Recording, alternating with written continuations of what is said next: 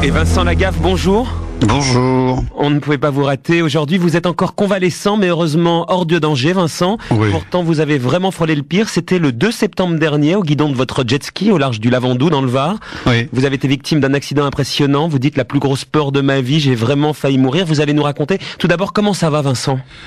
Fatigué, vraiment à la limite de l'épuisement, parce que on a beaucoup donné ces 15 derniers jours pour la course qu'on organise ici et le concert qu'on a donné. Mais bon, on l'a relevé, ça va. Et voilà. Mais bon, alors maintenant, j'ai besoin de dormir 26 heures par jour. L'événement dont vous parlez, Vincent, c'est les Jet Games de Cavalère que vous organisez depuis 10 ans. Et cette fois-ci, vous l'organisez de façon un peu particulière puisque vous êtes toujours sous médicaments. Vous avez une cassure du cubitus, une luxation du coude, 4 côtes fêlées ou cassées, 2 vertèbres déplacées, un déchirement de la plèvre. Ça doit être extrêmement douloureux, Vincent. Tout à fait. Ouais, non, c'est épuisant, c'est très douloureux. Je suis avec un corset encore maintenant. J'ai plus de plâtre depuis hier.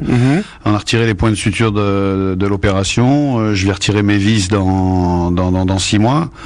Les côtes, c'est très long à remettre. Les vertèbres, ma foi, c'est douloureux dans certaines positions. Et la plèvre, on n'a pas le droit de tousser, on n'a pas le droit d'éternuer, on n'a pas le droit de se racler la gorge, on n'a pas le droit d'éclater de rire, on n'a pas le droit de... C'est épouvantable. On peut dormir que sur le dos, donc on ronfle.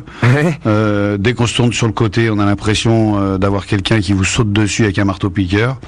C'est très très pénible et vraiment douloureux, ouais. Alors vous allez nous raconter ce qui s'est passé, Vincent. C'était le 2 septembre dernier au large du Lavandou, une zone que vous connaissez bien, le jet ski, on sait que c'est votre passion. Qu'est-ce qui s'est passé, Vincent?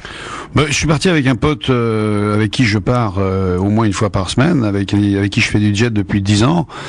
Et ce jour-là, j'ai dû me prendre un peu pour Ayrton Senna qui disait il ne peut rien de m'arriver car c'est le doigt de Dieu qui pilote. Et donc trop sûr de nous, trop sûr de moi, trop sûr de lui, on a évolué autour d'un bateau qui fait une grosse vague. Et puis on s'est perdu de vue un instant et au moment où on s'est retrouvés, on était en contact.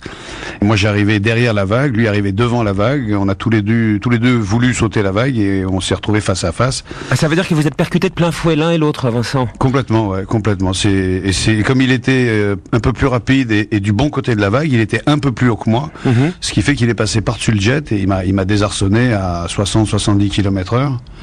Et donc voilà, il m'a emporté, il m'a mis à 20 mètres du jet et là tout de suite j'ai senti qu'il y avait gros problème. On imagine à ce moment-là que c'est peut-être ces derniers instants? Non, pas là. C'est pas là que j'ai eu très peur. J'ai eu très peur quand je me suis retrouvé sur le ponton de la capitainerie du port du Lavandou, dans les bras d'un pompier, en attendant les effets de la morphine. Les pompiers étaient là. On hésitait à me transporter soit par hélico, soit par ambulance, parce que le problème c'est que je ne sentais plus rien, mais plus rien. Je sentais plus mes pieds, je sentais plus mes mains, je sentais plus la température, je ne sentais plus l'humidité. Il y avait qu'un truc que je savais, c'est que j'avais un goût de sang dans la bouche, que j'avais les oreilles qui sifflait et que j'avais un œil qui voyait complètement trouble. Et là, vous êtes dit quoi, Vincent Lagaffe? Vous êtes dit que c'était le dernier moment où vous alliez finir sur une chaise? Moi, j'ai vraiment eu peur de finir sur un fauteuil et à ce moment-là, il n'y a plus qu'une seule idée en tête, c'est j'ai pas assez profité de mon fils. Et il y avait que ça qui me passait par la tête. Je pensais à rien d'autre si ce n'est que j'ai pas assez profité de mon fils. Alors vous avez été immédiatement transporté à l'hôpital. Vous avez passé 5 jours dans le service de réanimation. Vous êtes vachement bien au courant. Hein. Et là, votre fils est venu à votre chevet, j'imagine, ainsi que sa maman? Oui. Véronique et Robin sont venus dès le lendemain passer une demi-journée avec moi pour se rassurer. Et bon, ils étaient à moitié rassurés parce que comme je suis plutôt barbare et guerrier et dur à la douleur, voyant dans l'état où j'étais, ne pas pouvoir bouger et tout, ça les a assez impressionnés. Ce sport, quand même, Vincent Lagaffe, vous dites c'est un sport qui abîme. Vous dites j'ai le dos d'un mec de 60 ans alors que vous n'en avez pas encore 50. C'est vrai. Qu'est-ce que vous allez rechercher dans ce sport, vous savez ça, Vincent?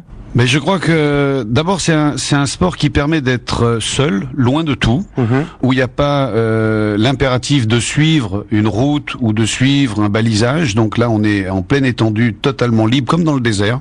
Personne vous regarde, il n'y a pas de téléphone, il n'y a pas de fax. Et puis pour ceux qui aiment l'adrénaline, c'est vrai que c'est un des sports les plus palpitants.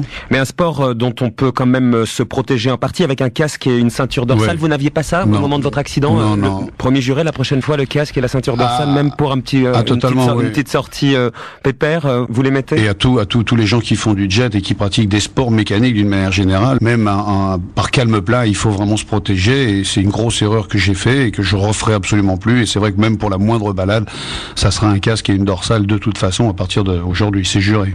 Là, vous étiez en ligne avec nous de Cavalère, puisque vous ne pouvez pas vous déplacer, Vincent. Ça veut dire que les projets télé, notamment, ou le théâtre, c'est abandonné, c'est pas pour tout de suite, hein? Ah non, pas du tout. J'ai le temps. On a reculé un petit peu le projet théâtre parce que c'est difficile pour moi d'être sur Paris et de répéter intensivement.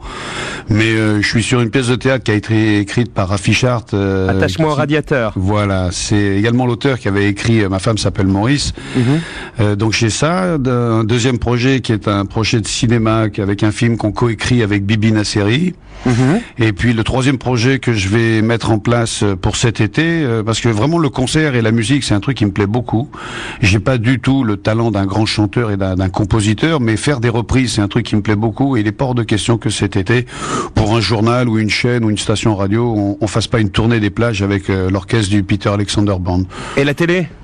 Alors la télé, je vais être très prétentieux là, mais j'ai fait 12 ans de télé. Ouais. Je crois qu'elle est à peu près le seul animateur sur TF1 depuis la privatisation à avoir fait 2000 access prime time à 19h avec des audiences entre 32 et 40%. Donc s'il y a une chaîne qui est capable de prendre le risque de me laisser faire une création comme on a fait avec Guy Lux à l'époque, Laura Lapelle, ou comme j'ai fait avec toute mon équipe, le Big Deal, ouais, ça me brancherait de refaire de la télé. Honnêtement, si c'est pour reprendre une émission assis sur un tabouret à lire des questions, il y en a qui font ça vachement mieux que moi. Le Perse le fait depuis des années. Jean-Pierre Foucault avait une émission du Feu de Dieu.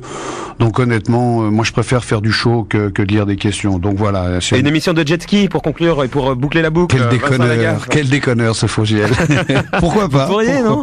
Oui, mais de toute façon, il est vrai que le prochain événement de jet ski, qui sera certainement un événement au niveau mondial, j'ai bien envie de trouver une chaîne qui soit avec nous pour le diffuser. Très bien. On vous souhaite quoi, Vincent?